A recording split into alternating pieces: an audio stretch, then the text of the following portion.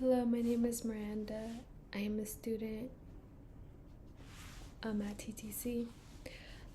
I chose the topic the birthing process and complications, which was chapter 4 in our textbook.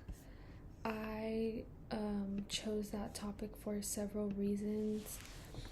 The first reason is going to be because I have gave birth already, so I was interested like at first time seeing like reading it, I was interested because of that reason.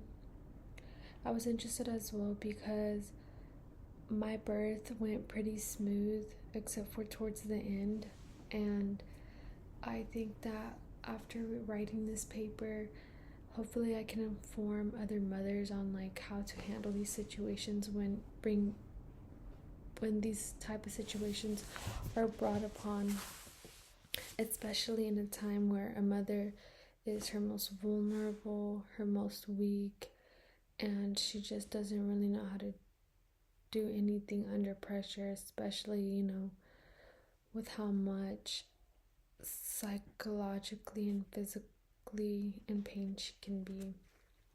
Another reason is my cousin Alondra. She was diagnosed with postpartum psychosis 6 months after her baby, and it was bad. At first, I remember her not sleeping, and then I remember that she just started saying that she was gonna harm her baby, and then she went from saying that to like almost doing it, and then she started trying to harm herself and saying that there was people trying to get her and her baby, and like ended up shifting and somebody took her baby, and her baby was right in front of her the whole time. And it was a scary situation because my family is not very educated in that sense because they didn't finish high school. Due to them coming over here to give us a better life, and they just decided to work and not finish high school anyways. They could have definitely handled her situation, Alondra's situation, with different type of care, and for sure she wouldn't have been as lost as she is now after the effects after several years. It took about 2 weeks for her family to really realize that she needs mental help. The first week was a pretty rough week for her. She hadn't slept in a week. No, well, prior to that, she's just started sleeping. She hadn't slept, and then she ended up not sleeping even though she was supposed to be asleep, and her mental health was not there. I didn't recognize my cousin. I didn't know who she was, but all I know is that she needed the help that she could get if she would have had it in time.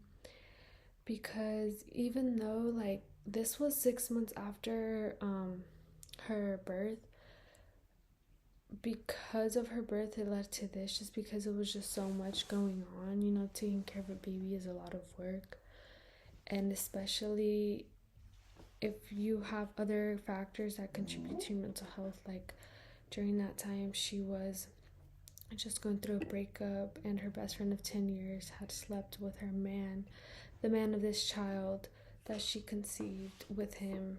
And that was on her mind because she had found out just before she was about to give birth. She had left them, and there was just no emotional support for her. This topic is very sensitive and important to me because it hits something at home that I just can't explain. It was just something I went through. Not a lot of people go through it, which those people should be very grateful, and I hope that they are. But I would love to spread awareness to this type of situations that happen, because a lot of them just get swept under the rug.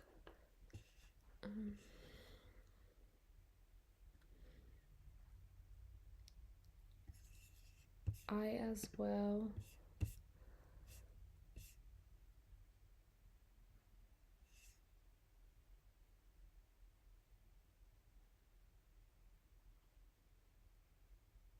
I found two articles for my paper that they were more like websites. Um, but one of them talks about postpartum psychosis and one of them talks about postpartum depression. Postpartum depression is more like a feeling of sadness, of loneliness, emptiness, and just not being able to connect with your baby. Just, you're kind of wondering why all the time. And postpartum psychosis is more stuff like, being violent, hallucinations, just stuff like that, you know, are more, it kind of gives schizophrenic vibes.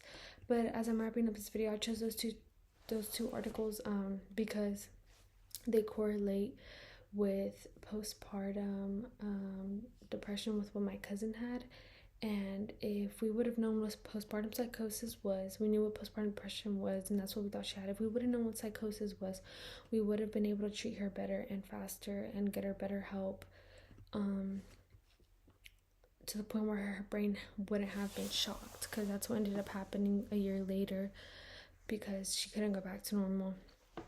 Anyways, those two correspond with each other because you hear about the first one, but you never hear about the second one until it's too late.